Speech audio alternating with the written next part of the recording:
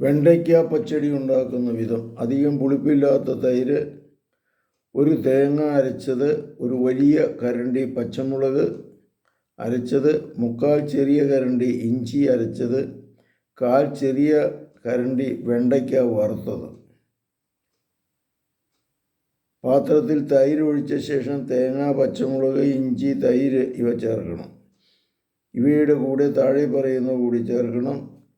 നല്ലെണ്ണ, 2 ചെറിയ കപ്പ് കായം, ഒരു ചെറിയ കഷ്ണം കടുക്, ഒരു നുള്ള് ഉഴുന്നുപരിപ്പ്, 1/4 കരണ്ടി.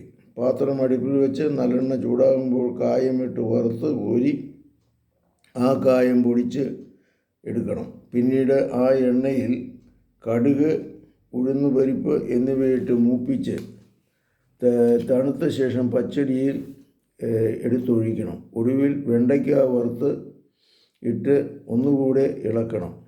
നല്ലെണ്ണ പച്ചടിക്ക് ഒരു സ്വാദുണ്ടായിരിക്കും. വെളിച്ചെണ്ണയും നല്ലെണ്ണയ്ക്ക് പകരം ഉപയോഗിക്കാം. മല്ലിയില ചേർക്കുന്നത് നല്ലതാണ്.